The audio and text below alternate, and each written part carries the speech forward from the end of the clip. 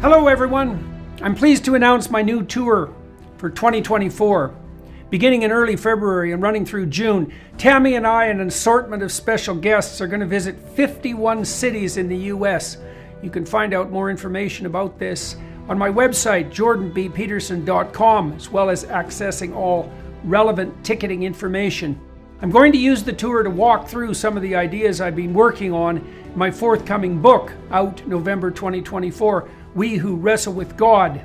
I'm looking forward to this. I'm thrilled to be able to do it again, and I'll be pleased to see all of you again soon. Bye-bye. That's an ancient connection in the tradition, to connect Job and Jesus. And he is associated appropriately with Job, because what Jesus takes on is precisely that. Because it's not just suffering, it's suffering that's undeserved, or at least, for the most part, undeserved. And you as a therapist, I have a priest, we've met Job a number of times. I mean, I know I have in my pastoral work, people that are in that kind of suffering. What God helps Job to see is he's trying to break Job out of this curvatus in se, my little consciousness, that has this overweening pride.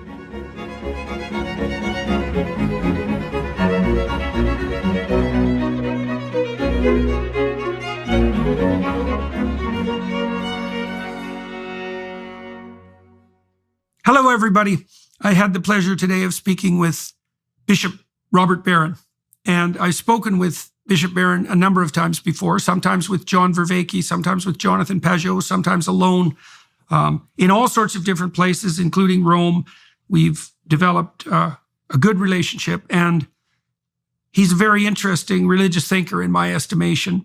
He's contending with the core meanings of the narratives that sit at the base of our culture, and that, for better or worse, sometimes both, unite us fundamentally and most profoundly for better.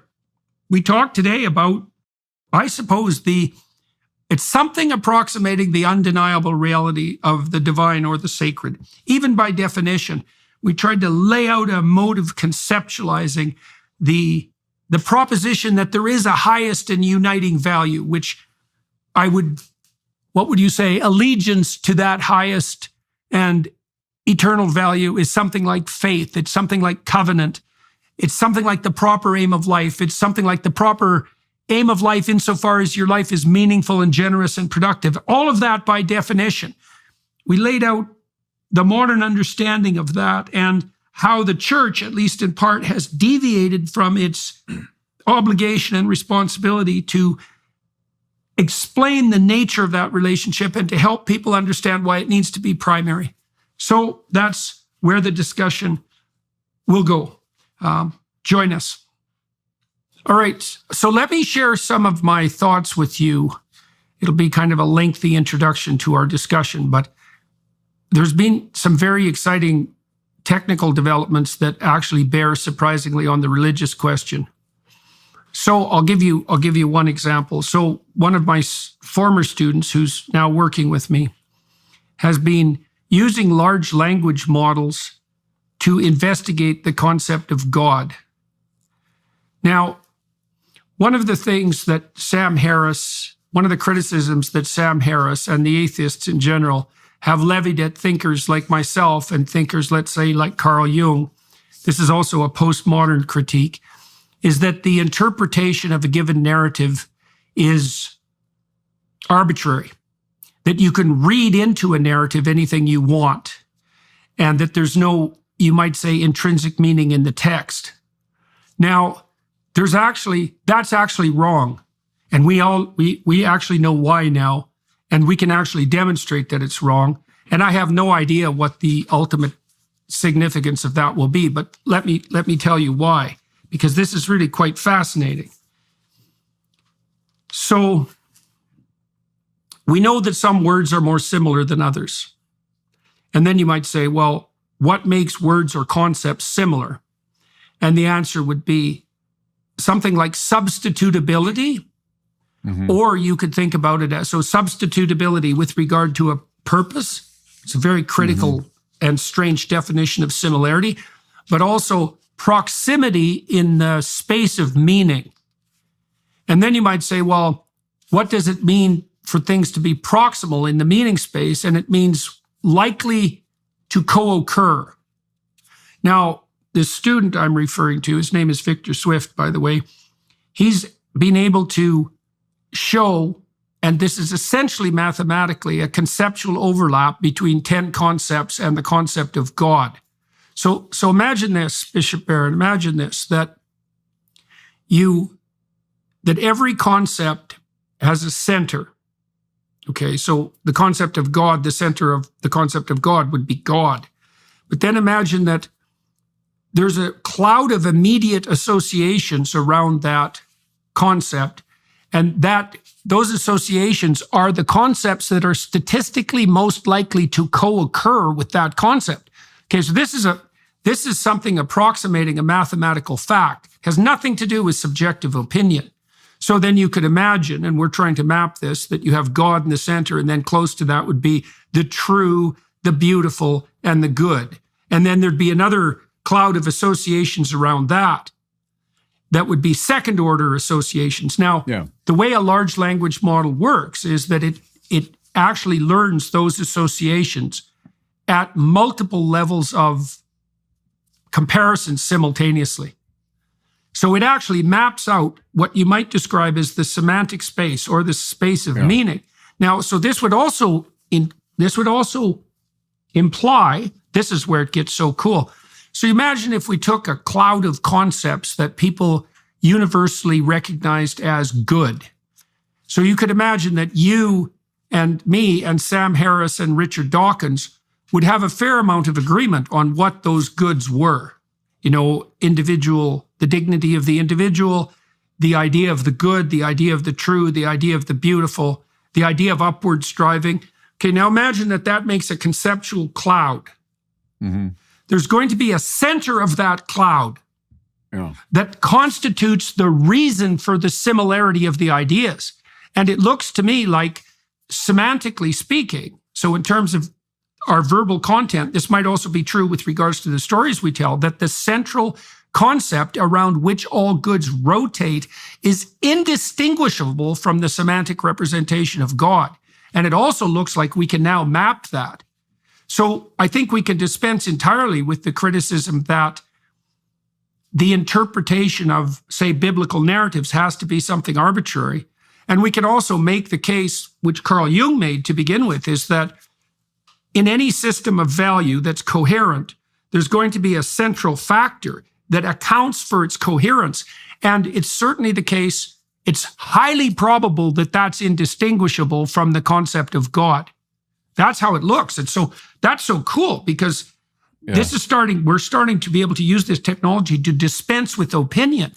So, Jung said, God, called or uncalled, God is present. Right, God is there. Now, right. And I don't remember who he derived that from, but that was what he had carved on his castle at Bollingen. But that's the same idea, right? That implicit in a semantic landscape is the central concept of the highest ideal. That's kind of like the summum bonum. So I'm just wondering, what you might be thinking about in relationship to that possibility.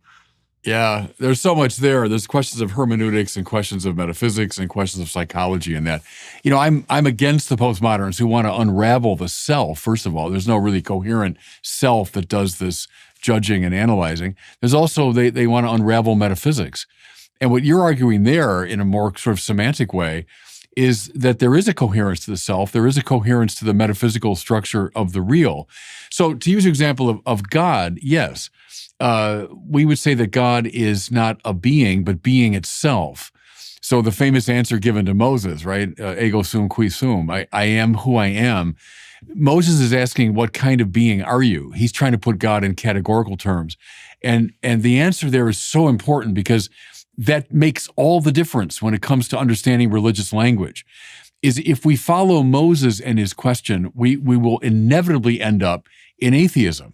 Because if you think God is a categorical object in the world, eventually you'll say, well, I don't see this object and there's no evidence for it and I can explain the world without it. So that's why the answer of God in Exodus is so powerful because he's saying, dumb question, wrong question. I'm not a thing in the world that you can name. I am who I am, which means I'm the prius. That's Augustine's language. I'm prior to thought and to language. I'm prior to being. I'm that upon which the categorical realm depends. Right. From that, if you get God is as Aquinas says, the active to be itself. So Aquinas says God is not en summum, highest being, but ipsum esse, right? Right, to the be principle itself. of being. Right. So if you say that, well, then right away you've got the central organizing principle of all reality, and then everything else has to cluster around, which is why we speak about God as being the creator of all things. But also to your semantic point about the good and the beautiful and so on, the true, we call those the transcendental properties of being. Wherever you find being, you find those things. Therefore, they are closely related to the central idea of God. And which is precisely why in the spiritual order, we get at God through those avenues, through the true and the good and the beautiful. It's, there's our friend James Joyce, when you see the beautiful girl off the beach and you take in her beauty, what that leads you to, as Stephen Dedalus says, is, oh, heavenly God, So that's the Platonic path that Joyce, so that's the clustering of those ideas tightly around God. And then to your point about stories, I think that's really important because I don't agree with the postmodern kind of unraveling of narrative, and it's simply a matter of subjective opinion. It's just the reader response. See, what tells against that, as you well know, is this ancient tradition of a coherent reading of these texts. I mean, why is it that people over now millennia have read these texts and found very deep and consistent ideas? It's because they have a semantic structure, which is dependent upon a metaphysical structure, which gives rise to a spiritual transformation. They're classic texts for that reason. And we shouldn't simply read them as, oh, they're just this, coming together of words and I can read it any old way I want to. Well, no, the whole of human interpretive history tells against that. So I think we do have to battle the postmodern, ultimately nihilism metaphysically, and the sort of indifferentism at the level of interpretation. No, these are classic texts that have spoken for very good reason. I actually think that battle is over because I think the large language models are going to demolish their pretensions. So imagine this. Here's a way of two things. So why did God die, let's say, and the psychoanalysts believed that God sunk into the unconscious. That was Jung's proposition, that if God dies formally, all that happens is that the prime factor becomes unconscious. So imagine this. This is how you could think of that technically. So imagine now you have your cloud of concepts. So with the central factor of the good itself and maybe the essence of being itself, being by definition, this is by definition, by the way, that's what God is. And when there's a concordance between the explicit religious belief and that implicit network of meaning, you have a conscious God at the center, like you're conscious of that God. But then if you dispense with that central uniting proposition, you don't eradicate the commonalities between what is good. You just let them sink back into implicitness. And that seems to me to be equivalent to the descent of God into the unconscious. That's the same thing as Geppetto, for example, going down into the belly of the whale, is that now God becomes implicit, right? But that doesn't mean that he's not there. He's still coded in the relationship between those things that are meaningful. Okay, so that's pretty wild. And then with regards to... Go ahead. If I can just jump in. What happened to God, the disappearance of God, is a function of this misinterpretation of God as a being. And we can see when that happened. It happened by the late Middle Ages, when Aquinas' more analogical metaphysic gave way to a univocal conception of being. That's in people like William of Ockham. And when that happens, see, God is still there, but God is now one being among many. God's the supreme instance of the category being. Well, all right, in the late Middle Ages, God's still there. We take him seriously. But now move forward. As God is seen as a being among many, he becomes more and more distantiated. more and more irrelevant to the world. And then in early modernity, he becomes a rival to the world. And it has to be that way. If you and we're sort of plotted on the same mathematical grid, we're going to be to some degree over and against each other. We'll be battling for the same space. So God and humanity are on the same grid, both beings, one's smaller, one's bigger, but they're of course going to come into conflict. Now, look, read a lot of the early moderns that way. Then keep going, and you come right up to the atheists who finally say, look, I've had it with this being. I don't want this big being interfering with my freedom and my self-definition. Now you've got Jean-Paul Sartre, right? If God exists, I can't be free. But I am free. Therefore, God doesn't exist. That, I would argue, is in the mind of almost every teenager in the West today, that idea. God is a rival to my freedom. But you know this, how repugnant all of that is to the Bible, right? In fact, this morning in my office, so as a priest, I pray the Liturgy of the Hours every day, and we had the passage from Isaiah, and it says this, Lord, you have accomplished all we have done. It's a little line, but it'll take your breath away if you get it. Lord, you have accomplished all we have done. We've done it, but you accomplished it. The implication there is God is not a rival to our thought or to our action or our achievement. In fact, the glory of God is a human being fully alive, as St. Irenaeus said. See, that's what modernity begins to have a problem with. And when you follow that trajectory, you get all the way right to the atheists who say, well, I don't want this big being interfering with my life and my accomplishment. And then we'll go back to something we've both talked about a lot, the burning bush, right? Which is on fire, but not consumed.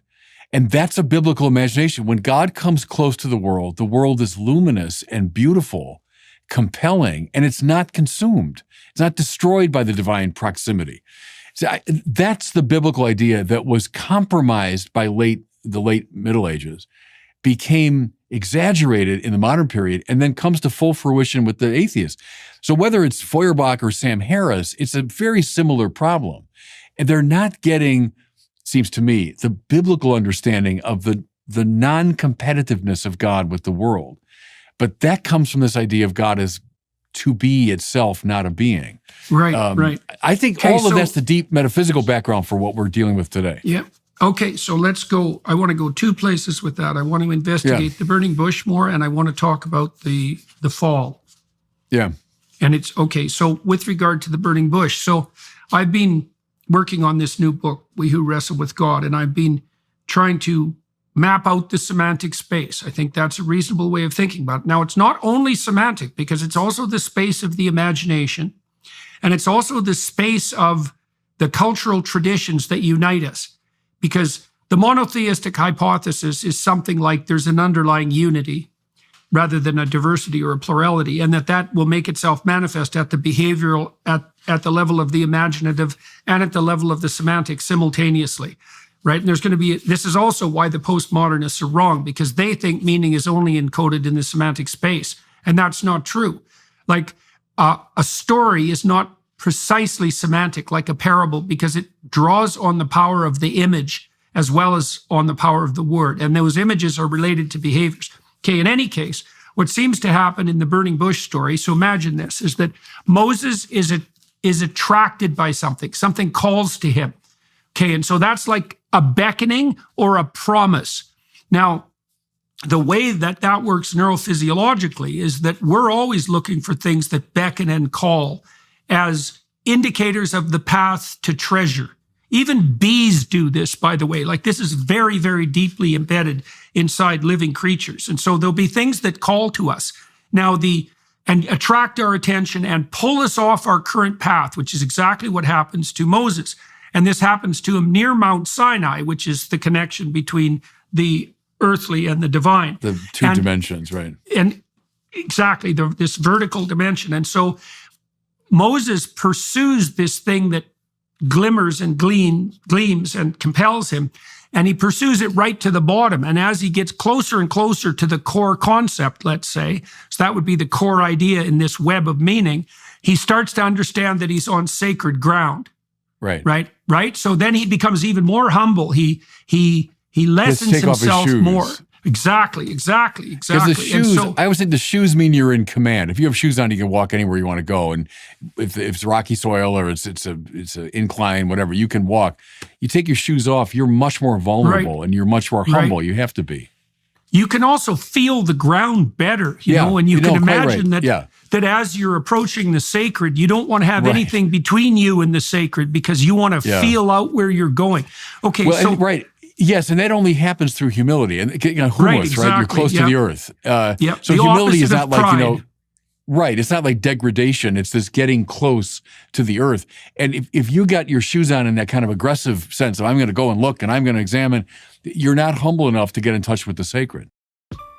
When did we decide to stop upholding free speech as a basic right? It doesn't matter what your politics are or who you voted for. Everyone should have the right to express themselves freely. Sadly, the big tech monopoly has instead opted for silencing tactics and censorship. To fight back against big tech's control of the internet, I use ExpressVPN. Have you ever wondered how free-to-access tech giants make all their money?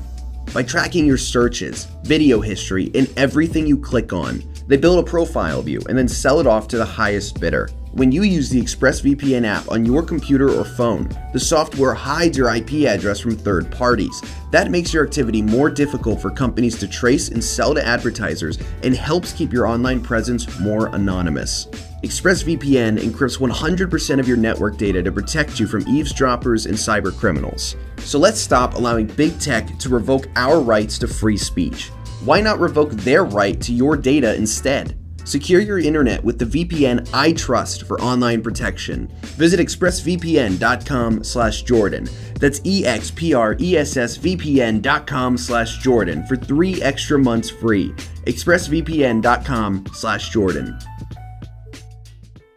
Right. Well, you can imagine that it has to be the antithesis of pride because pride is perhaps the cardinal sin. I mean, it vies with resentment and deceit, I would say, but it's certainly up there. Okay, so Moses allows himself to be transformed and compelled in this interaction with what calls to him.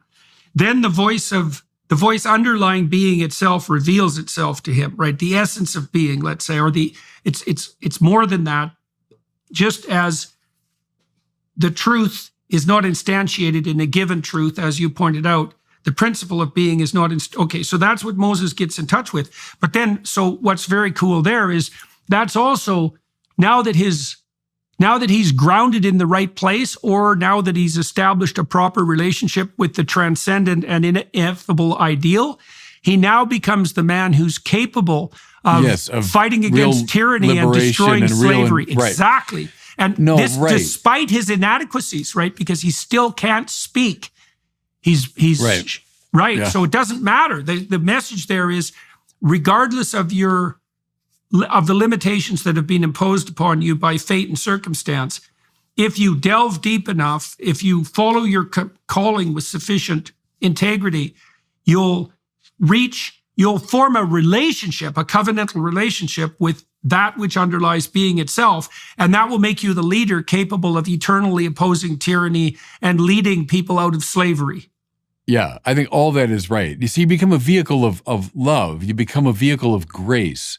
If you open yourself to the transcendent mystery, you open yourself to God, and the ego has stopped its blockage. So the ego's is always obsessed with wealth, pleasure, power, and honor, says Aquinas. So if I got those things in the way, then my ego is seeking those all the time. And they're not bad in themselves, but they're not the summum bonum. And so when I seek all that stuff and I become addicted to them, then I block others' access to the sacred through me. So I become a block to the sacred rather than a vehicle for it. The saints are those who, have taken off their shoes. They know they're on holy ground. They understand, they've come to understand, and then God can act through them. And now Isaiah again, you have accomplished all we have done. That happens when you're in touch with the sacred. As long as God is construed as a competitive supreme being, that language makes no sense. I'd have to say, no, look, Lord, I'm going to do it. I'm going to accomplish it. And, thanks for your inspiration, but I'll keep you at a distance. Or at the limit, no, I want you out of the picture completely. I'm going to do it. But a religious consciousness, that's the revaluation of all values that Nietzsche spoke of.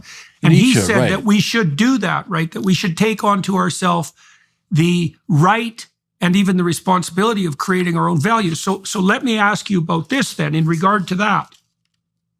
So when God is laying out the rights of human beings in the garden, and please correct me if you think I've got anything wrong here theologically. Okay, so God basically says to Adam and Eve, now that the garden has been created, that they can utilize the resources of the garden as they see fit, except for one thing. They can't eat of the tree of the knowledge of good and evil. Okay, so now I've been thinking through that. What does that mean? Well, I think it means the same thing as taking to yourself the ability to make any moral claim that you want, so that now you become the supreme master of the moral as such. Okay, now what Satan offers Eve, this is so interesting because the serpent is affiliated with Satan, and Satan is the spirit of the intellect that wants to overthrow God. It wants to put itself in the highest place. So it's something like intellectual pretension. And what the serpent offers Eve, he says this directly, is you'll become as gods, knowing good and evil. And the knowing means master of. You can take to yourself the right to be the master of what's good and evil. Okay, now I would say when people do that, they bite off more than they can chew. So now Eve starts to conceptualize herself as the omnipotent feminine that can clutch everything to its breast, right? Including the poisonous snake. It can incorporate any fruit, no matter how bitter and poisonous. That's her presumption. It's a presumption of pride. And then she entices Adam, and she uses his proclivity to name and to categorize. And what Eve approaches Adam and says, we should hearken even to the snake, even to what's most poisonous. We should incorporate even what's most poisonous. And Adam says, I can do that. And so you see a twin kind of pride, a feminine pride, which is I can incorporate everything, and clutch it to my breast, and a masculine pride, which is I can now reshape the ordering principle itself, even to incorporate that which is poisonous. Now, if that's okay, right. One more thing on that, and then tell me what you think of this. There is this Christian insistence that suffering is a consequence of sin. And that's a weird one because death and deterioration seem in some ways to be built into the structure of existence. But it's an open question how much our tendency to overreach pridefully is the consequence of our continual suffering, right? Because we certainly know that when we suffer, especially when we suffer unbearably, it's often because we've taken upon ourselves more than we have the right to do. We've exceeded our domain of competence. And I think the fall story is exactly illustrating this modern proclivity that we have now, that Nietzsche put forward as a moral command, that we have to become the source of all value. Now, if it is the case that value itself is encoded in the structure of being, which is certainly the case semantically and seems to be the case in the realm of the imagination, then we literally cannot take to ourselves the right to transvalue and establish all values without ceasing to be human, which is another inference of the story. Right? Because that implicit moral order, there's no difference between that implicit moral order and being human. They're the same thing. Yes. No, we could talk all day about this, of course, but to your very first point, I think it's very important to point out that the great permission precedes the prohibition. So eat of all the trees.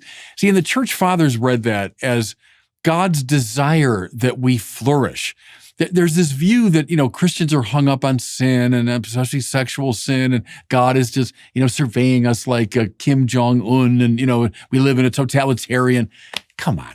The great truth of that story is the permission as God creates this universe out of sheer gratuitous love and then offers it to us to take advantage of, to pursue, to love, and to enjoy. So the fathers read that as it's science and art and it's politics and it's literature and it's friendship and it's all the good things of life. And God says, yes, enjoy them.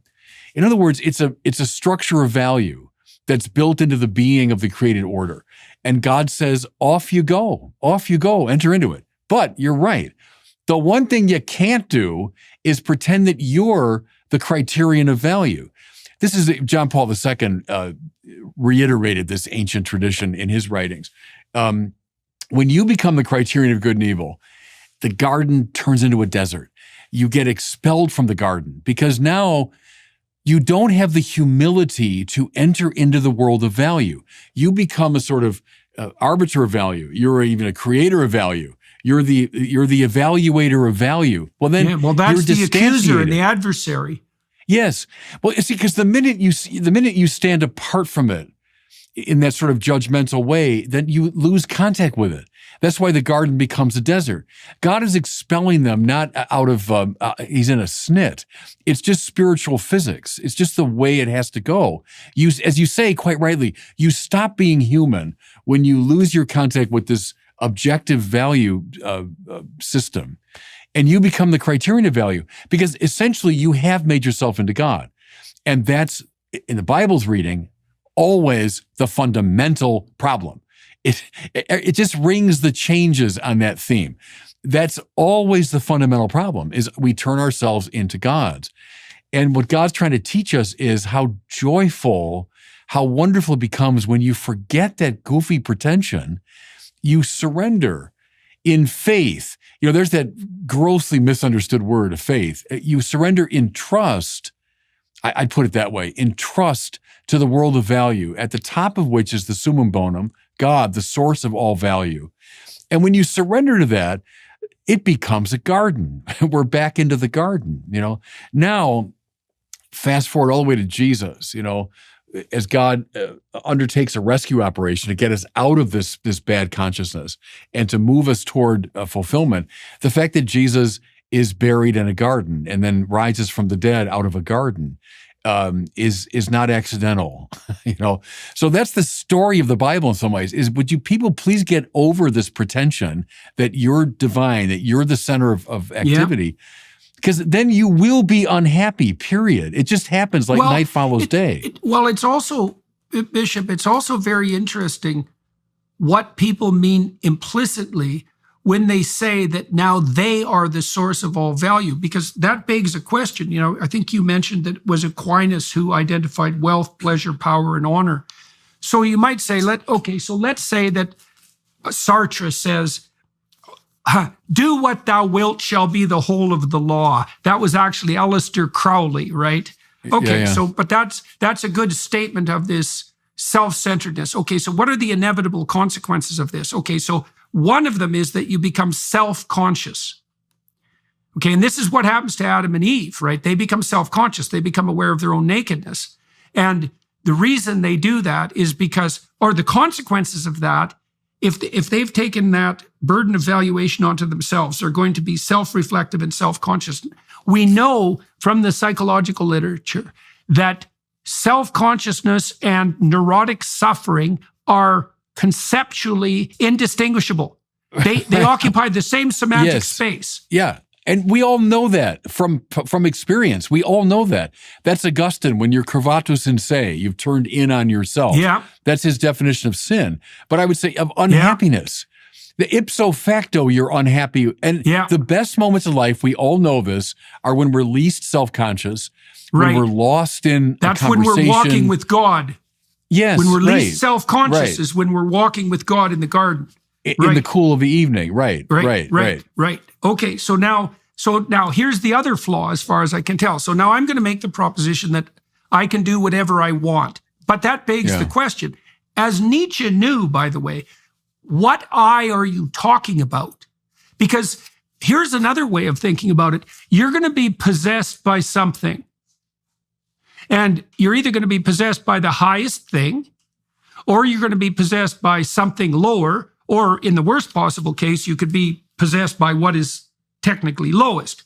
But that's the range of options. You're going to be possessed by something. Now, why would I say possessed? Well, it's partly because you're socialized. So, okay, now, if the center fragments, so I think it fragments first into sex and power. And you could see the exploration of sex with Freud and the exploration of power with Nietzsche. But the next two gods, so to speak, that are lurking under the superordinate concept of the divinity are going to be something like hedonic pleasure, that would be the whore of Babylon in its worst possible manifestation, and power, and that would be the beast that you see in Revelation with the whore on its back. Okay, so that means that when the postmodernist or the modernist or even the liberal says, I can do what I want, they fail to understand that the I that's now being referred to is likely possession of the self by power or hedonism or some combination of the two. Because like when you say, I want, when you're angry, for example, I'm angry, I want to hurt this person. What you're also saying, even if you don't know it, is that I am now possessed by a spirit. So it might be the spirit of vengeful anger that has taken possession of me so completely that I fully identify myself with that whim. And so it isn't a matter of I versus God. It's a measure of subordinate idols. It's a matter of the competition between idols that should be properly subordinated and that which should be put in the higher place. And one of those would be, we talked about power, we talked about sex, but we could also think about that. That's the pretentious intellect. It's the thing that's most likely to possess you, and it's the thing that's most likely to foment rebellion against God. And that's why Satan is referred to as Luciferian in his pretensions by people like Milton. Well, you're putting your finger on something very ancient in the spiritual tradition, which is true self, false self. And you go right back to St. Paul. When Paul says, casually enough, it's no longer I who live, it's Christ who lives in me. Now, notice how like Isaiah that is, right? You have accomplished all we have done. You look at Paul's letters, you'd never get the sense that Paul has somehow lost his personality. I mean, Paul's personality is on every page of his letters. He's palpable, right? But he can still say, it's no longer I, the old self, who live. It's Christ who lives in me. And that doesn't mean Christ has kicked me out. No, I'm like a burning bush now. I'm on fire, but I'm not consumed. So it's the false self is given way to the true self. And that's the heart of the spiritual tradition, is when Jesus says, metanoiete, and it's these opening speech in the Gospel of Mark, and we say repent, fair enough as a translation, but literally meta nous, go beyond the mind you have. So you've got a fallen mind, and that's what you're talking about, a mind that's been possessed by wealth or pleasure, honor, or the love of knowledge, whatever it is. It's an idol. So metanoiete, go beyond the mind you have, believe the good news. So what he's saying is, get rid of the old self. The good news is that I have come. I, the Christ, have come. So you should be able to say with Paul, it's no longer that old self that lives. It's Christ who lives in me. There's the whole spiritual life, I also thought of my fellow Minnesotan, Bob Dylan, you got to serve somebody. It might be the devil, it might be the Lord. And that sounds simplistic, but it comes from the book of Joshua, and it's dead right. It's what you just said, is that we're possessed by something. It's going to be the summum bonum, or it's some lesser good that has turned into an idol and is going to start manipulating us. But all you got to do, that's, Paul Tillich said that, just find out what people worship. That's all you need to know about them. The rest will follow. So you got to serve somebody. So when you meet a person and they're suffering, you're, as a psychologist, I as a priest over the years, you deal with people who are suffering. I always found that's a super illuminating question. Try to figure out, okay, what are you worshiping? There's something that's the center of gravity. If it's not right. God, it's going to cause you. That's that implicit God. Well, that's what you do when you go to a movie, man, is you try to infer the aim of the protagonist.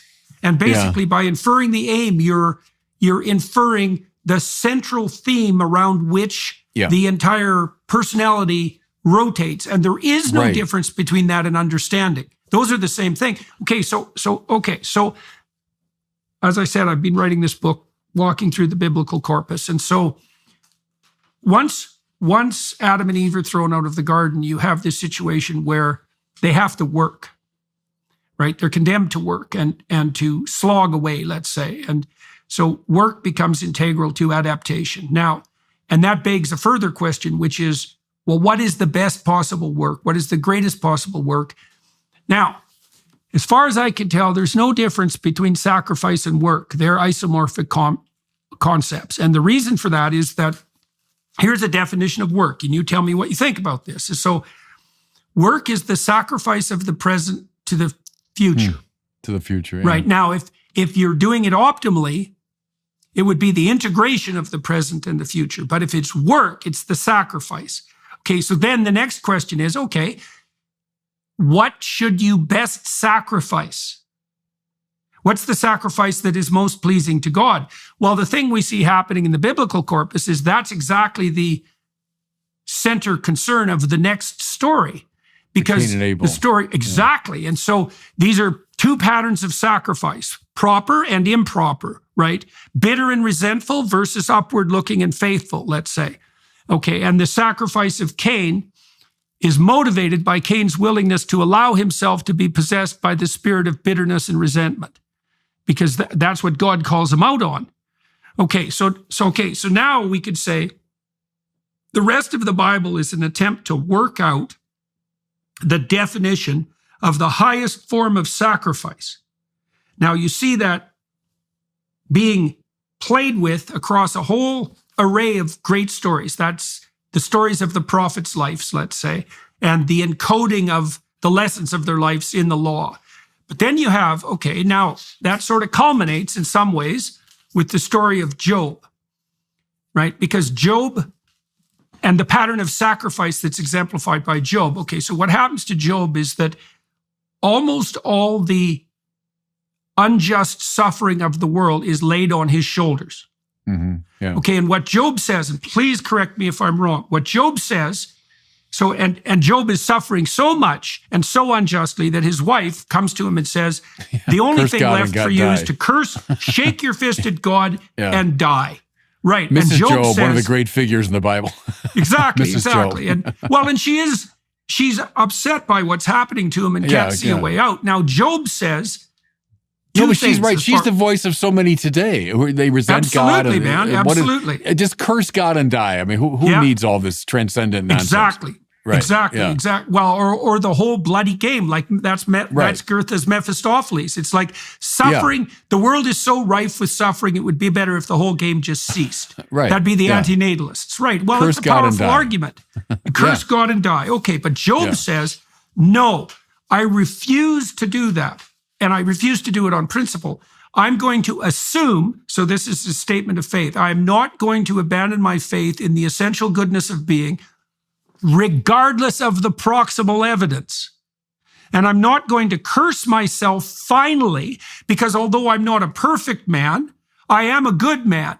And so I'm not going to say that everything that's happened to me, I deserve in some causal manner. And I'm certainly not going to say that the structure of being itself is corrupt. Now, you can think about that practically. So imagine if you're in a situation like Job's, where your world has fallen apart, and maybe even genuinely to some degree through no clear fault of your own, or no fault that couldn't be laid at the feet of good men in general.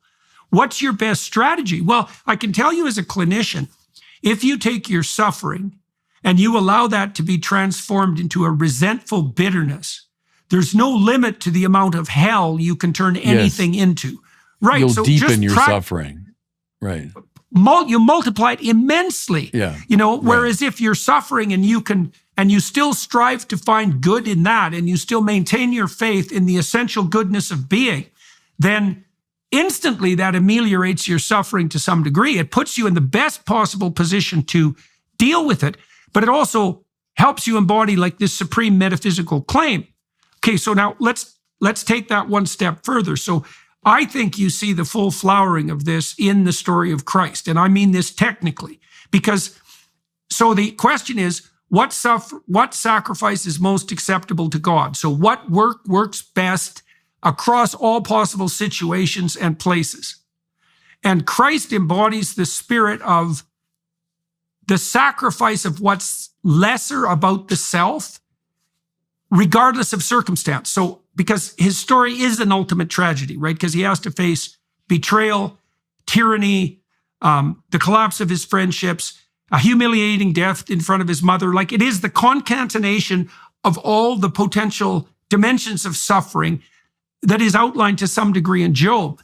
And Christ's example is that you establish a firm relationship with good despite all that.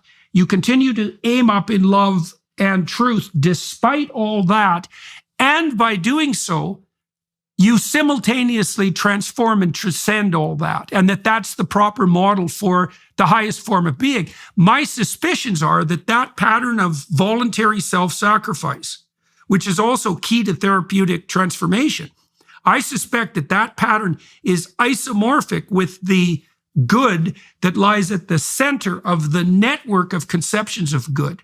And I think that's what the biblical revelation is that there is no difference between the Son and the Father. That would be how you would conceptualize that notion in religious terms, is that if the Spirit of Yahweh was properly embodied in a human soul, then it would be that spirit, it would be the spirit of voluntary self-sacrifice as the proper offering to God that would prevail. And then I would say further, okay, let's think about this as practically and,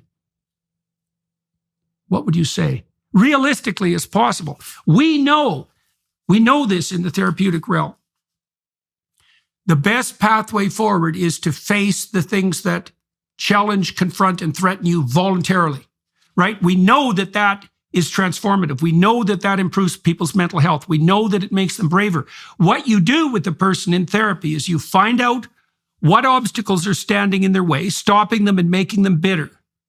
And you plot and strategize with them about how they can decompose that obstacle into smaller constituent elements and face it. And that's the same thing as facing the serpent on the cross, the brazen serpent on the cross that Moses has his people do when they're stranded in the desert. Right, you bet. Heals them. It's the healing pattern. What bites it's them. It's the pharmakos.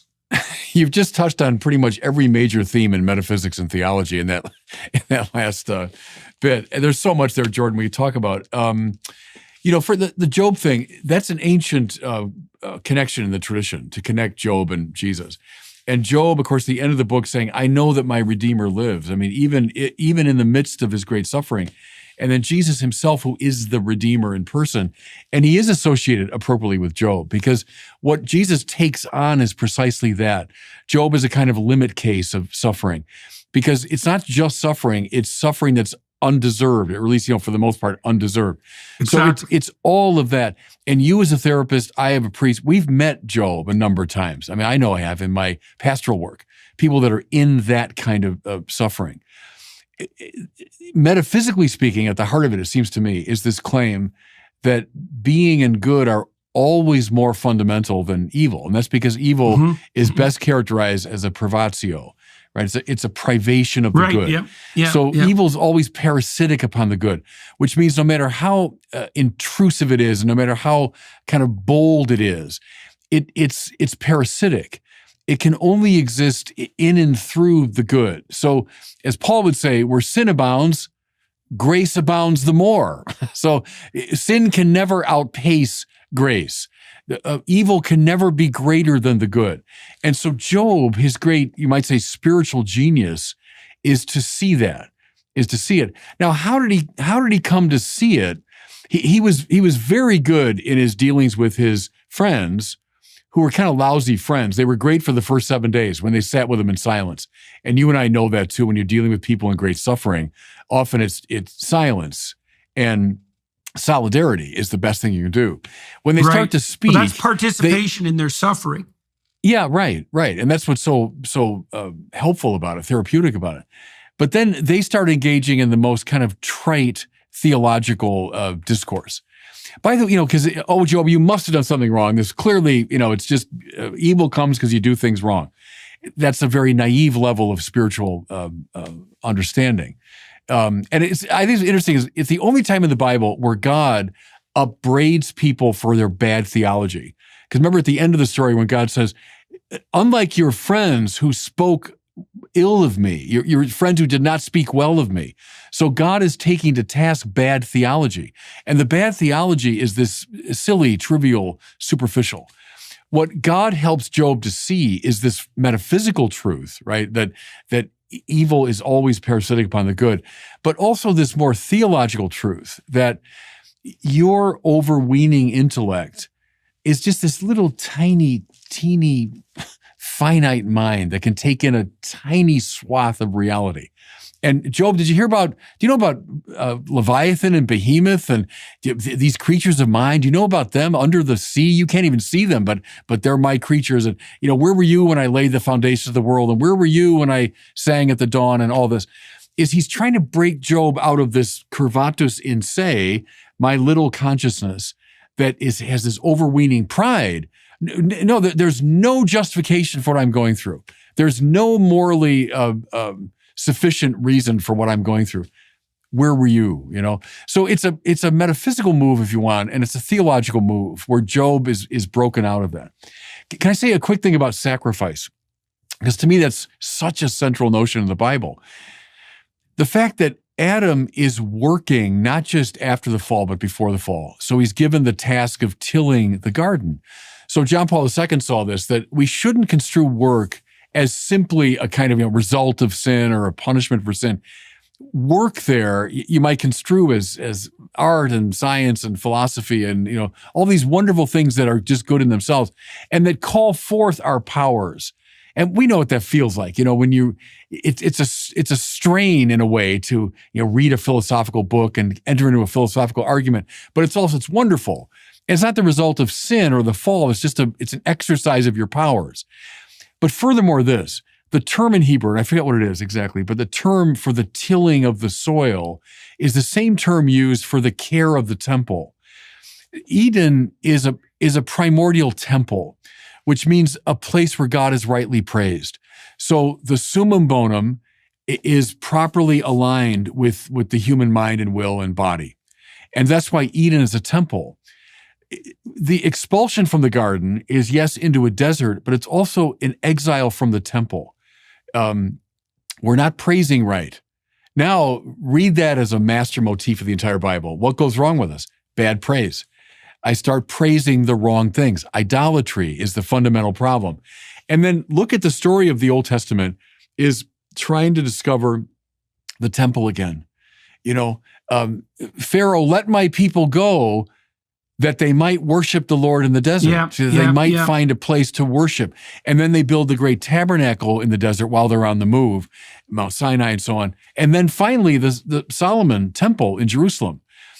Jesus, who says, I'll tear down that temple and in 3 days rebuild it, referring to the temple of his body. And then Paul, and you, members of Christ's mystical body, you're the temple, So that theme of how do we bring people back to right worship, a right ordering to the summum bonum, that's the whole Bible, Now, see, go back to Job for a second, because what gets in the way of right worship? Lots of things. But one of them can be intense suffering. There's Mrs. Job. Curse God and die. So cursing God is the opposite of praising God. So she's saying, your suffering is so intense, Job, that just give up on this project of praising God. That's why that book is so pivotal, because even at this limit case of suffering, Job doesn't curse God. He maintains his connection. Now, one more step because of the Jesus-Job connection. Jesus on the cross, we say bearing all the sins of the world. It's what you just said.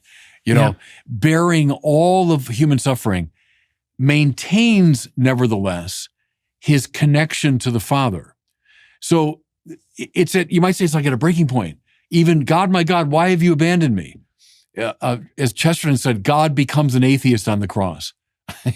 So you're almost at a breaking point, but it doesn't break. Jesus maintains the connection with the Father. That's, we would say, the second person of the Trinity, having united himself to human nature, bringing humanity with him online, which is why we say the cross is central to worship. So at the Mass, which is that's the great temple moment when we give God right praise, we do it by remembering the cross. This is my body given for you. This is my blood poured out for you. We're going right from Genesis through Sinai, through Job, up to Jesus, up to the temple of the church, up to someone at Tuesday morning Mass at 6:30. It's the biblical trajectory. And it's on exactly what you're talking about. Did you know a baby's heart begins to beat at just 3 weeks? At 5 weeks, that heartbeat can be heard on ultrasound, and this can sometimes be their only defense in the womb. That's where Preborn steps in. Preborn rescues 200 babies every day from abortion simply by providing mothers with an ultrasound.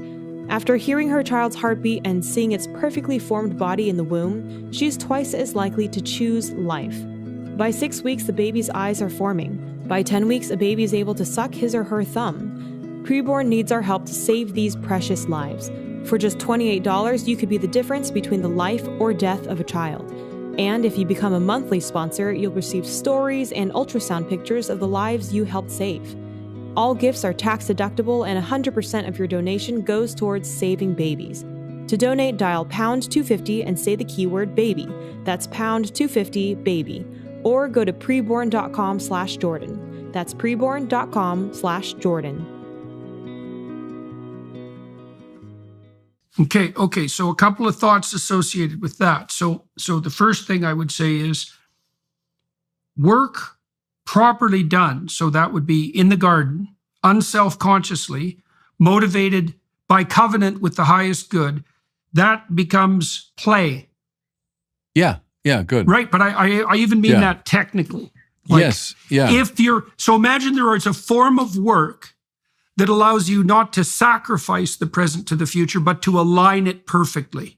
Okay, I think that's signaled by the emergence of the spirit of play. So the kingdom of God is the garden in which mankind can eternally play. And the play would be musical. So it would be, you could conceptualize heaven as an upward moving spiral where everything is already as good as you could imagine it, but it's getting better. It's getting better, exactly like a piece of music does when it unfolds. It's already perfect, but it's still reaching higher and higher heights. That's the highest form of play, this spiral upwards. Okay, we have an independent biological circuit for marking the presence of that spirit of play. Okay, so let me add one more thing to that. Go ahead, please. Well, just to pull in the symbolism of the Mass, then we could say in parallel that sacrifice properly undertaken, so that would be voluntary, is indistinguishable from celebration. And then you might say, well, could you get to the point where you could celebrate the crucifixion? And then, so let's imagine that practically. So what that would mean is that you came to regard your mortal vulnerability as a blessing, not merely as something that you could hoist and bear, because there's certainly that element, but more than that, beyond that you would take it on as a gift. You know, I saw this triptych in Australia that really shocked me. It was an Orthodox triptych. The central panel showed Christ in front of the cross, inviting. And I thought, oh my God, could you possibly have a more perverse invitation than the invitation to the cross?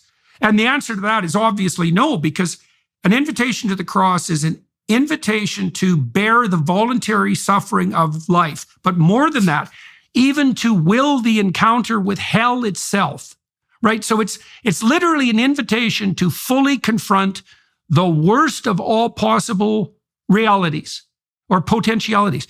But then you think, okay, let's be sensible about this.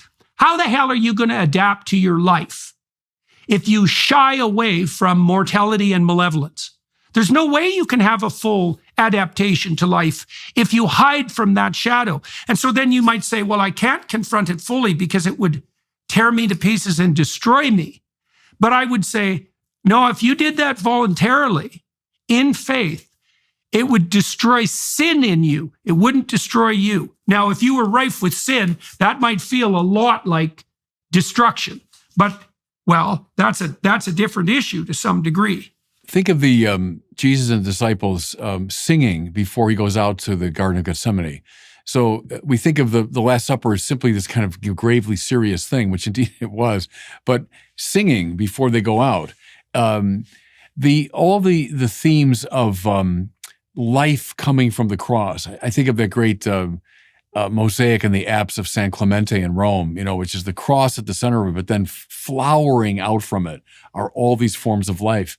that's a basic, Christian intuition. And yeah, even the invitation. That's the tree of life, isn't it? Right. And to enter into that space spiritually of identifying with the crucified Lord. I loved your stuff about play, because play is such a key idea. Go right back to Aristotle. I mean, those things that are sought for their own sake are always higher than those sought for the sake of something else. And so the highest activities are forms of play. They're good in themselves. I do them because they're good to do. You and I are engaging in play right now. It's something good in itself to be talking about ideas and I'm not looking for right. I'm not looking for something beyond this. This will lead. No, I'm right in this moment, Right. Well, Romano Guardini and the leaders of the liturgical movement, early 20th century, wanted to bring forward this idea of the Mass as play. The Mass is the most useless thing that we can do. And I use that language a lot. It always draws people up short. But I say, look, the Mass, which is outside of time, it's not meant to lead to anything else. Right. It's not instrumental. Right. And we're being drawn into precisely the dying and rising of Jesus. And so that's why it's the supreme form of play. And that's why, I put on fancy vestments and I incense and I light candles and we move around in a kind of like liturgical dance, et cetera. Well, all of that is expressive of play. It's meant to play. Yeah. Right. It's a play. Who saw that very clearly was Chesterton, who was a very playful figure. But he saw that, that kids love to dress up and they love to do. Well, there's the Mass. So we dress up in fancy garb and we carry candles around and we sing and we dance. And so, what's the Mass but a reflection of the prayer that was in the temple in Jerusalem, which in turn, they claim, was meant to imitate the dance of David before the ark as he comes into Jerusalem. So it's a playful dance that the church does at the summit. So we say the source and summit of the Christian life is the Eucharist. Well, there's your summum bonum, right? It's the praise that aligns us to the summum bonum, and that's a playful space to be in. Okay, two things there. So we could say that the Mass is an attempt to dramatize the transformation of death and hell into play. That's a very difficult transformation to pull off. But you could see it as a kind of ultimate. You take the worst thing possible, and that isn't just death, because hell is worse than death. And if you don't understand that, you're kind of a fool. And people might say, well, what's your proof of that? And I would say, well, most people who are traumatized, so shattered, they're shattered by an encounter with malevolence, not an encounter with tragedy. Right. So it's beyond just something bad happened. It's exactly. It's right. It's sort of like purposeless bad, or worse, intentional bad, right? So there are levels that are worse than death. Okay, now you could take death and hell, as sort of exemplars of what is most unbearable, and you could transform them. Like the ultimate alchemical endeavor would be to transform those into play. That's the same as finding the gold of most value, the pearl of the highest price that the worst possible dragon guards. It's the same thing. Okay, so there's that. Now, you talked about concentration on the moment. Okay, so this is how the Sermon on the Mount looks to me. Tell me what you think about this. We're going to discuss this in our gospel seminar that's coming up in April. All right, so essentially what Christ does in the Sermon on the Mount is he says, orient yourself so that you are acting out your covenant with God in all matters. So that has to be first and foremost in your structure of attention. So that would be, I'm here to serve whatever is highest. And that would include my willingness to even transform what I conceptualize as the highest as I learn. But that's my goal. So our goal in this conversation, let's say to the degree that we're doing that, truly is that we're doing nothing but trying to pursue the truth, and we're trying to do that in the spirit of whatever's highest. We want to foster life more abundant, let's say. We want to rectify suffering to the degree that that's possible, and we're inquiring into how to do that. Okay, so first of all, you set your aim, and the proper aim is the highest aim, always. Okay, now once you do that, and that's aligned with the desire to treat other people as you would like to be treated, right? So that's part of that. That's that iterative altruism. That's part of that structure of aiming highest. Okay, so then the next thing that Christ implies is that sufficient unto the day. And so what that would mean is that if you aim properly at the highest, then you can now focus all your attention with faith and productivity on exactly what's happening right now. And if you do that with enough intensity, that will be sufficient. But that's also, I would say, that's also the revelation of the kingdom of God. Because if you are aiming at what's highest and you are absolutely attending to the moment, then you're walking with God in the eternal garden. You lose all your self-consciousness. You're in that state of play that's simultaneously transformative, right? And that's going to suffuse you with a sense of sufficient and sustaining meaning. And I think that's, by the way, I think just this might be of some interest to you. I think we actually know how that all operates now at a neurophysiological level. Like, I actually think that the neuroscience and these theological concepts have converged. So, and you know, I've talked to a number of neuroscientists about this, not quite as explicitly as we're doing, but like, it's certainly the case that our primary positive emotion system, mediated by dopamine, let's say, that's a treasure-seeking system. And it's definitely the case that we feel the most positive emotion when we see progress towards the highest possible goal. That's literally how it works. And there's so much we could say about the sermon, of course, and I agree with those instincts, Jordan, very much. I think of, it's on a mountain, so there you've got Eden was a mountain because we know the rivers flow out from it. Sinai's a mountain, Calvary's a mountain, Mount Tabor's a mountain. So it's a sermon on the mount. So, and he's a new Moses. Point. Right. It's where heaven and earth meet, and he's the new Moses, the new lawgiver. But what strikes me about it is I read Aquinas on the sermon is the four things he identified as the blocks to the flow of grace: wealth, pleasure, power, honor. They're all taken on in the Beatitudes, So if wealth is your problem, how lucky you are. And the Greek there, makarios is the word, and we say blessed or happy, but they say you could even translate it as lucky. How lucky you are if you're poor, or poor in spirit is in Matthew's version. You might say how lucky you are if you're not addicted to wealth. So, wealth leads you down a path toward addiction. And when you follow that path, then you block the flow of grace. If pleasure is your problem, well, how lucky you are if you mourn. So it's not a masochistic thing. It's saying how happy you are if you're not addicted to good feelings. Because sometimes, as you would say, following the summum bonum means you will not have good feelings at all. Just the contrary. So how lucky you are if you're not so addicted to that you block the flow of grace. Let's say power is your hang-up. Well, how blessed are the meek? How blessed are those without any particular power? Well, read it as how lucky you are if you're not addicted to power, because power is extraordinarily powerful addiction. So how lucky you are. And then honor. If honor is your hang-up, well, how lucky you are when people hate you and prescribe your name. Revile you. Because, well, in other words, how lucky you are if you're not addicted to honor. Because sometimes following the summum bonum means you're not going to be honored. Well, then once those four blocks are out of the way, then the rest follow. How blessed are the pure of heart. That means my heart's not divided. I'm not following this and that, and what's my summum bonum? Well, today it's this. No, I'm pure. I'm single-hearted. Integrated, single-minded, right? Single-hearted. And that's the old Kierkegaard, the saint, someone who wants one thing, who desires one thing, right? So the single-hearted. How blessed are the peacemakers, because you'll become a maker of peace. The minute you get rid of these blocks and grace flows through you, you will become... Instead of a servant of power. Yeah, you'll become actually a peacemaker. Why am I blanking on the other ones? Blessed are those who hunger and thirst for righteousness. That's the same thing. Is what do you hunger and thirst for?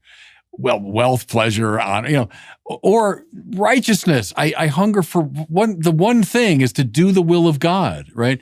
So the Beatitudes set up the basic dynamics, and then the rest of the sermon, I think, reveal kind of what that life begins to look like. So to love, will the good of the other. Okay. What's the ultimate test? Because if you're hooked on, you've gotten rid of your addictions, at least to some degree, and you found purity of heart, you're going to be attached to the summum bonum, whose name is love. That's what God is. God is love. So now you have to live utterly aligned to love. What's the ultimate test of that? Love your enemies, because the enemy is someone who's not going to will your good in return. Because the great temptation is, I will be kind to you or just to you or whatever, that you will be kind and just to me.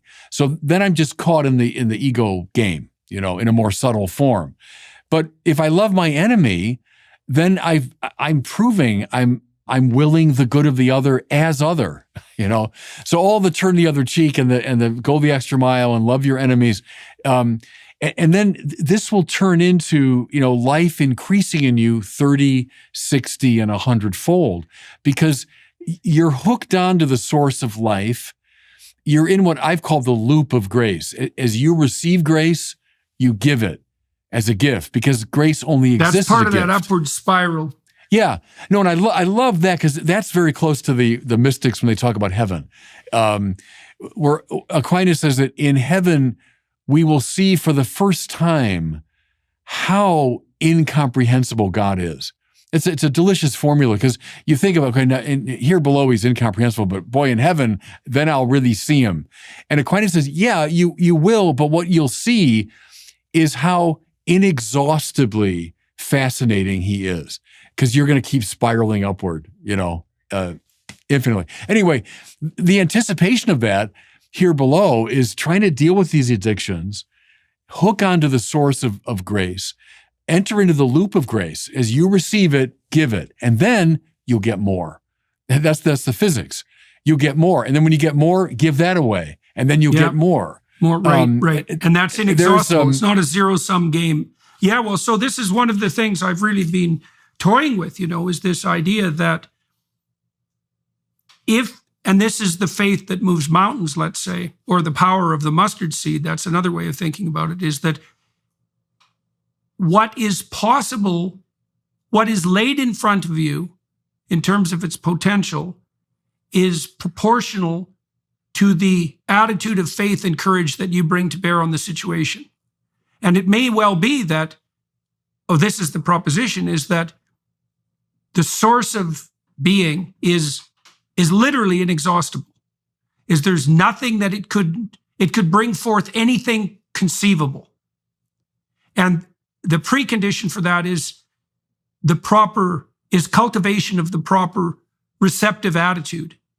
So now we could look at how sophisticated this is too. Let's take wealth, for example. So one way of conceptualizing wealth is as an evil in itself. Maybe that's associated with the victimizer narrative and the evils of capitalism. But that isn't what happens in the Gospels, because when Christ goes after the rich young man, like, he asks him a bunch of questions before he tells him he has to sell everything. He says, first of all, the young man says, well, I'm miserable and I don't know why. And Christ says, okay, well, let's diagnose this. Are you abiding by the principles of Moses? And the young man says, well, yeah, I'm actually pretty good at that. I honor my mother and my father. I abide by the ideal rules. And they continue that analysis until Christ's final revelation is something like, well, look, you're doing a lot of things right, apparently, but you're still miserable. And what that means is that the life you've set out for yourself isn't working for you. It's not in accordance with the needs of your soul. And so what you may have to do is to dispense with all of your privilege and your security and the opportunity of your wealth, because it looks like it's interfering with your potential allegiance to an even higher good.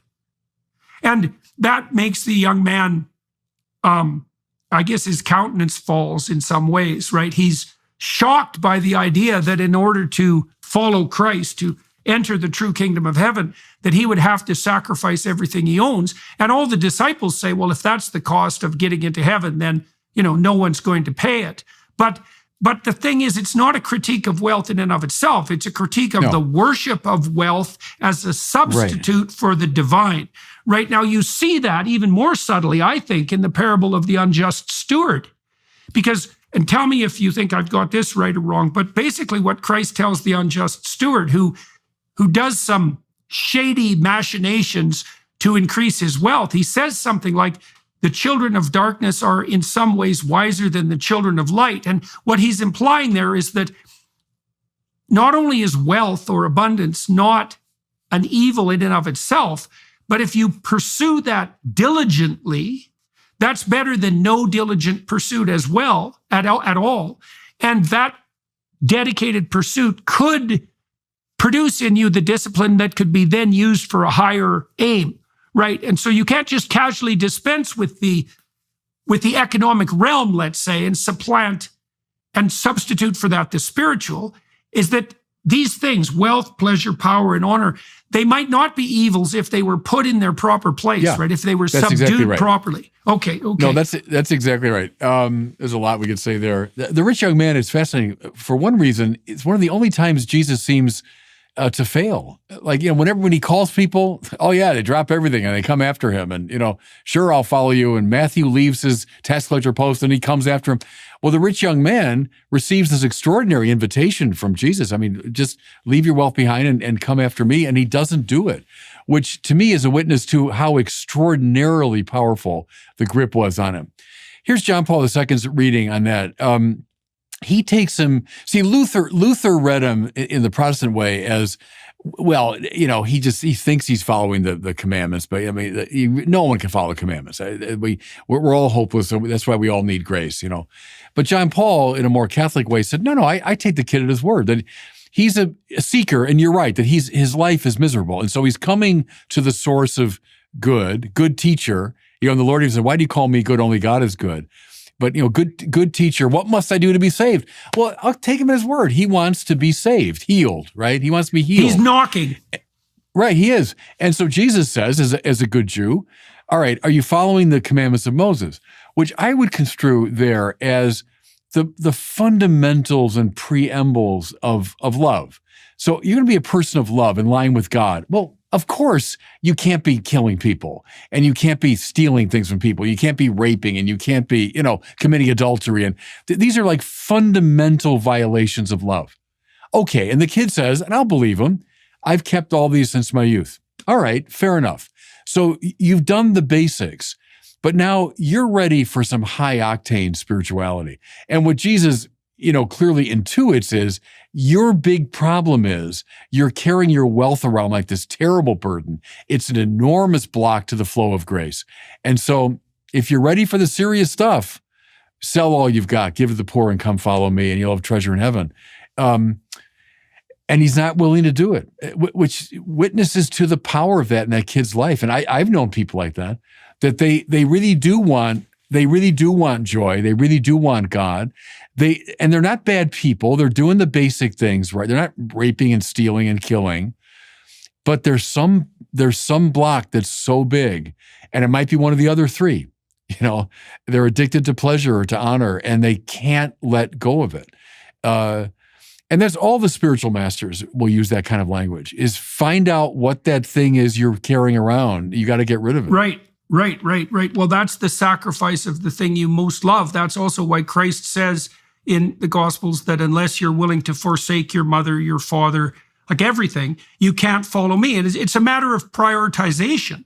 People get that wrong all the time, and I love the treatment of Abraham, the sacrifice, the Akedah, right? The binding of Isaac.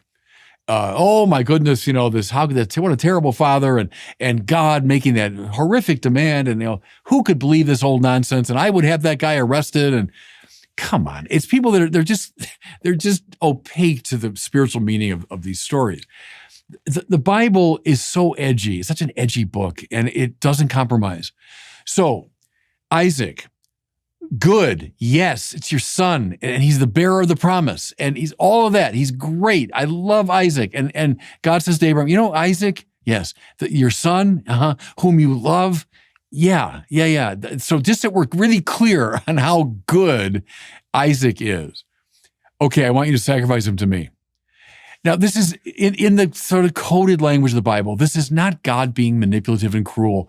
It's forcing this question. Okay, yes, Isaac is all those things, but he's not the summum bonum. And your family is not the summum bonum. Family's great. And that's why Jesus is saying, hey, the guy, hey, Lord, I'll follow you, but first, can I just bury my father? What do you think? Well, of course you can bury your father. And the Lord says, let the dead bury their dead. And you think, there's no first. There's no other first, no matter what it is. You have to be prepared at a moment's notice, no matter what's happening. That's the edgy language. It's a spiritual, training manual in a way. And it's forcing you to come up against these things. Okay, so with regard to Isaac, like we could look at the Paeda. It isn't only that Abraham is willing to sacrifice his son to God. It's that if you were a good father, that is what you would do. Now, weirdly enough, you see, what happens is that because Abraham is willing to sacrifice Isaac, he doesn't have to. And that's so cool. Right. Okay, so what you see in the figure of Mary with the Paeda is Mary has entered into this covenant with God, and she's going to fully offer her child to the world with no reservation, even if that means his demise and torture. Now, that is what a mother has to do, because if she isn't willing to offer her child to the world, she is now an impediment to that child's development. So that it's only the parent who is willing to sacrifice the child to the world, who can even bring the child into being. Look, I mean, part of the reason that the birth rate is plummeting, this isn't the whole reason, but part of the reason is that women ask themselves, the eternal question is, how is it ethical to bring a child into a world such as this? Right, yeah. Right, and they may be doing that locally, say, well, we don't have the security or the wealth to provide what's necessary for the child. But then there's a metaphysical question is, well, given that my child will definitely suffer and encounter evil fully, how dare I presume to play that game with God? And that's what Mary's asked to do when the angel comes to visit her, right? And so you see this, there's no higher offering than the willingness to offer up your son to God, let's say. Well, that's also the game God plays when he offers up Christ, right? And it does have this element that you described, which is off-putting to begin with. But of course, you have to sacrifice. You have to celebrate the sacrifice of your child to the world. You have to let them go out there and bang up hard against everything. And that should be a celebration. And I would also say the fact that you love your child and that you would mourn his or her demise is actually a testament to the fact that that sacrificial offering is the essence of love. Those are the same thing. I'm just thinking of our friend Carl Jung, who said the first great psychologists were the church fathers. He knew the church fathers and saw that they grasped a lot of these. He might would call them psychological. I might call them spiritual, truths. But one of them, the connection there is between Isaac and Jesus. So the church fathers got that right away. So Abraham is called upon to sacrifice his son, but then his hand is stayed. But it anticipates the father willing to sacrifice his son. Yeah, right. But went all the way. He didn't stop the sacrifice. And Isaac bringing the wood of the sacrifice up the hill is an anticipation of Jesus carrying the cross up Calvary. Right. So they saw these connections that are meant to speak the very spiritual truths that we're talking about. Right. Well, those are connections that I would say occupy the same semantic space. Yes, and I think we'll precisely be able to map those out, by the way, so that this, like I said, it will no longer be a matter of opinion. We'll be able to identify. Okay, so now here's another issue with regards, let's say, to the pearl of great price that the farmer sells everything he owns to possess. Well, Christ contrasts earthly and heavenly treasure. Okay, so let's imagine that heavenly treasure is a kind of metaphysical treasure that leads to true abundance. Okay, now you already touched on this. So, okay, let me make this real concrete. So I had this graduate advisor at McGill, Robert Peel. Robert is still alive, and I still work with him. Now, he was a very particular sort of professor, and I would contrast him with another sort. So whenever I went and talked to Bob in his office, he always made time for me. He was very generous with his time. All we did was talk about potential research projects and hypotheses. And he was 100% generous with his ideas. Okay, so, and that generosity was manifest to his other students, but also practically speaking. So if you looked at the relationship that Bob had with his graduate students, his students produced a lot of papers, a lot of first authorship papers, many of which were derived from an idea that Bob had planted. But he was 100% committed to the fostering of his students' flourishing. And so we had a blast in his lab because the entire place was set up with the students' future well-being in mind. Now, that redounded to his credit because he produced many outstanding students who went off to be professors who had stellar research careers. So it multiplied his effect. But here's something even cooler. So his initial proposition was that ideas, revelations, were to be given away freely. Okay, so let's imagine the consequence of that. So now you and I are talking, and I'm completely unremitting in my willingness to share my ideas with you. Okay, so that's inspiring. Now, what I get back from you is a corresponding enthusiasm. And that's the possession by God for you, because that's what enthusiasm means. But that enthusiasm technically is a form of incentive reward. It's what keeps the conversation flourishing. Now, here's the neurophysiological consequence of that. So imagine that you have a network of living tissue that is capable of generating even scientific ideas. Now, you keep feeding that, you feed it new information and so forth, but when it operates, because you express its contents, its seeds land on fertile ground, and it receives the optimum response, which is rewarding. Okay, that produces a dopaminergic response in you. That's part of the enthusiasm of the okay, here's what dopamine does. The dopaminergic system monitors the pattern of neurological activation that precedes the receipt of the reward. So imagine that there's a network in me that is operating just before I say something that you respond enthusiastically to. Okay, that enthusiasm triggers a dopaminergic response in me. That makes that system grow. Yeah. That's right. literally what happens. Yeah. It reinforces it. So there's a rewarding element of dopamine and a reinforcing element. So what that means technically, in principle, is that the more you give away your ideas, the more unselfish you are in sharing your talents or not hiding your light under a bushel, the more ideas you're going to have. Okay, then one more thing. Then imagine that participating in that now becomes the heavenly treasure. Because now you've tapped into the well that's literally inexhaustible. And that's way better than just security. The other professors, they would shepherd their ideas and, guard them like they were treasures. And they ran out very rapidly. Like their trajectory was downward and closing. And their students didn't thrive because they were stingy about their treasure. Right. Can I suggest, in a way, we're very close to the kingdom of God here, to use Jesus' language. And it goes right back to the beginning of our conversation. We've been talking about metaphysical truths and psychological realities and spiritual things. But with this, we're coming very, very close to the heart of it. John Paul II formulated what he called the law of the gift, which is exactly what you said.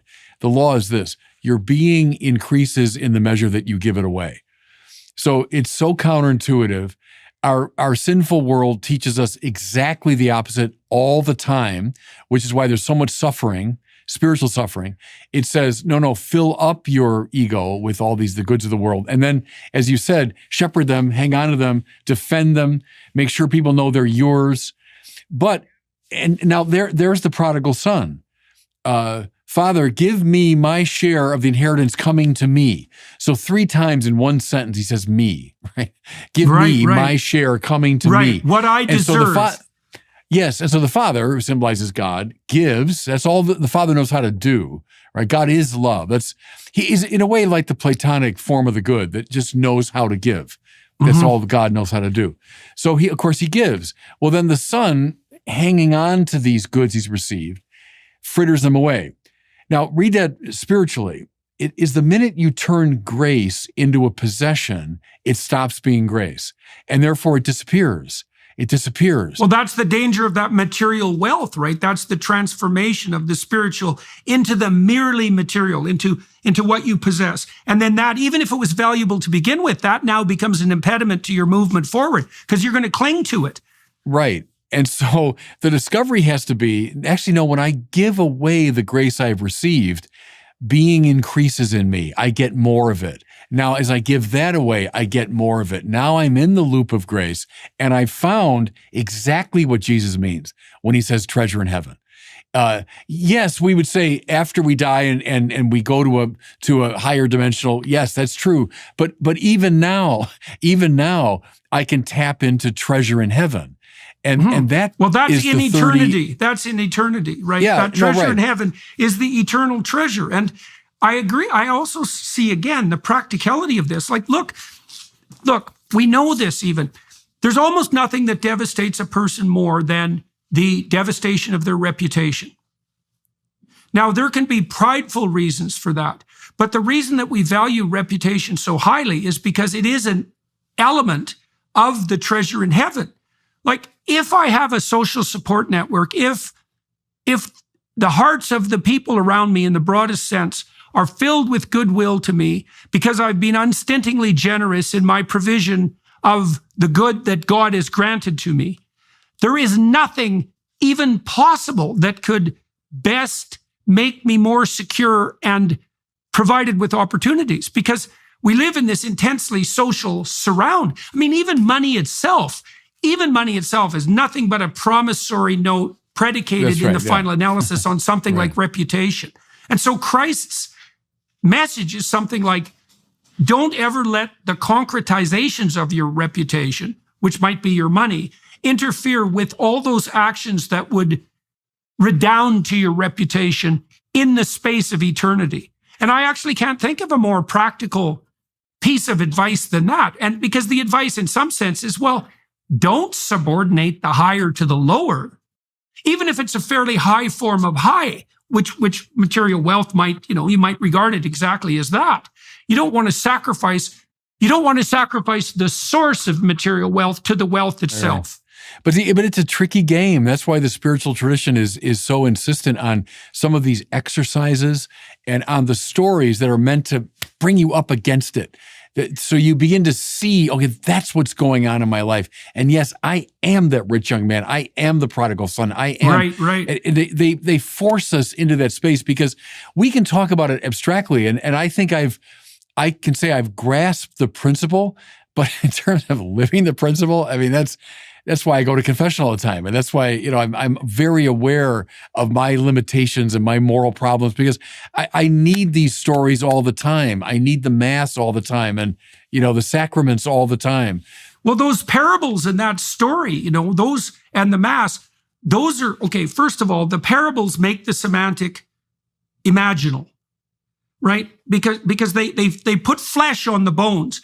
They're like the movie version of the explicit ethic. Right. Okay, well, the advantage to that is that, like, if it's merely a semantic discussion, an abstract discussion, it's difficult to conjure up the appropriate surrounding emotions. But if you place it in a story, then you can embody that and you can participate in the emotional states that the stories are pointing to. It's visceral. Right? Yes. It's visceral. Right. It's embodied. That's very Jewish. It's very biblical. The fact that the Bible has all these truths, but very rarely articulates them in a philosophical way. So the Greek tradition does that, but the Bible, a little bit in the Book of Proverbs, the Book of Wisdom, there's some moments when it's got a more philosophical voice, but typically, no, the Bible speaks in narrative language and imagistic language.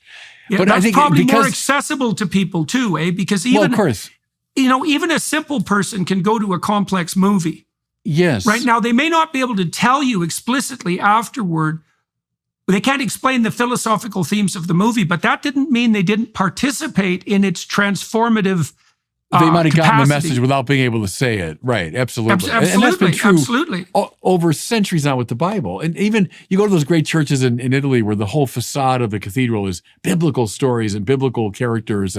And people learn these moral truths from those works of art. The tragedy now, as again, it's in the hands of very ham-handed people the new atheist types, that, the Bible's, it's Bronze Age mythology. As though I'm judging the truth of something by when it was written. I mean, it's so stupid. It's Aristotle. I don't read him because he's pre-scientific, and I wouldn't read Dante.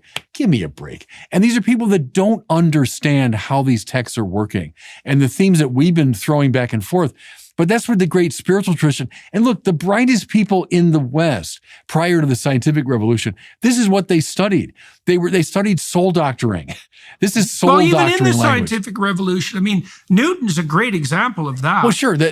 You mean that they were religious themselves, the founders? Absolutely. Well, I don't. I actually also don't think. I don't believe. By the way, I don't believe that you can be a scientist without being implicitly religious. And here's I why. agree with that too. Well, you have to believe the world is intelligible. Intelligible, right. You have to believe that it's intelligible to a human being so that there's a concordance between its structure and our cognitive capacity. You have to believe that pursuit of that relationship with reality is a good. And that's disputable. Like the story, like Frankenstein stories, for example, are an indication of the fact that, well, the pursuit of knowledge per se isn't necessarily a good. It has to be oriented in the right direction, or it can be terribly dangerous.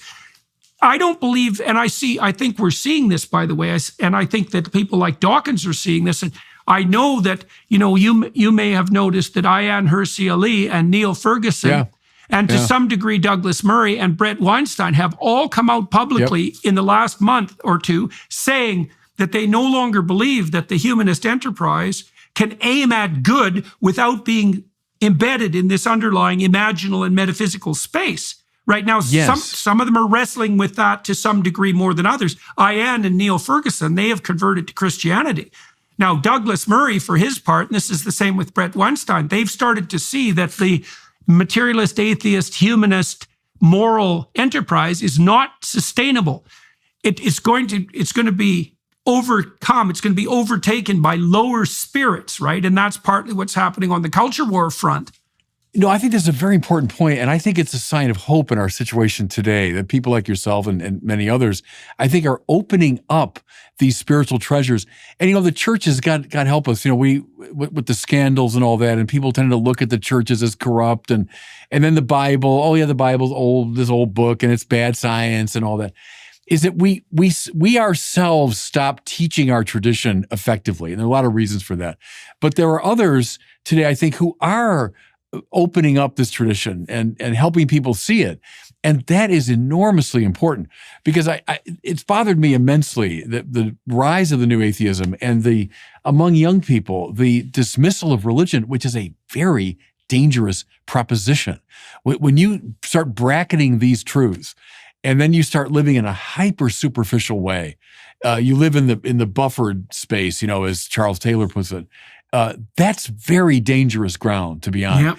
And that we need. That's the ground where a multiplicity of malevolent spirits can invade your heart and possess it, unbeknownst to you. And this strange concatenation of pride and hedonism that characterizes the modern world. It's so interesting how those are so tightly allied. That is the whore of Babylon and the great beast of Revelation, right? It's the same idea. The eternal threat to mankind is that the state will deteriorate and become multi-headed, and that female sexuality and hedonism will deteriorate in parallel to that. And it's not like, this is where Dawkins and the new atheists are naive. They believe that you could supplant superstition with rationality. And first of all of what was being supplanted was not superstition. That's the first thing. And the second thing is, rationality serving what master? Well, we can serve our own master. It's like, yeah, you can, eh? Good luck with that. Then you're serving Satan. Well, that's how it ends. That's how it works out. Yeah, no, right. I mentioned Bob Dylan earlier, but you do the Ignatian exercises. At a certain point, you come to this two standards meditation, and it's simply you're meant to imagine two armies. The army of Christ, the army of Satan, and which one are you going to join? And it's as simple as that. And you say, "Oh no, I don't want to join either army." Then you're in Satan's army. I can't decide yet. You're in Satan's army. I'd like to join Christ's army, but I'm not ready. You're in Satan's army. And so Ignatius compels you to the Bob Dylan moment. You got to serve somebody here. Now, it's going to be the devil or the Lord, meaning it's going to be the summum bonum or some simulacrum. There's no other option. There's no third ground. And coming to that point, for Ignatius, that's what the spiritual life is all about, is to bring yourself to that point and make that decision, and then by God, live by it. Live according to that decision. That's an excellent place to stop, sir. And we should stop because we have to have our half-an-hour conversation for the Daily Wire. For everyone watching and listening, you can continue to join us there. And we're going to be able to continue our conversation at some length in April, just so everyone watching and listening knows. We're going to do a seminar on the Gospels for the Daily Wire, akin to the seminar we did on Exodus. And we're going to have a chance to discuss this with great thinkers at length and to walk through all of this. And it's a very exciting time because it does appear that the underlying structure of the sorts of things that we're discussing is starting to become clearer and clearer in front of us, right? That does present us with a starker choice, the choice that you described. So, and that's at the base of this culture war, as far as I can tell. Very good talking to you, as it always is. Thank you very much for joining me today. Thank you to all of you watching and listening, and to the Daily Wire people for facilitating this. And we'll see you in a short couple of months. God bless you, Jordan.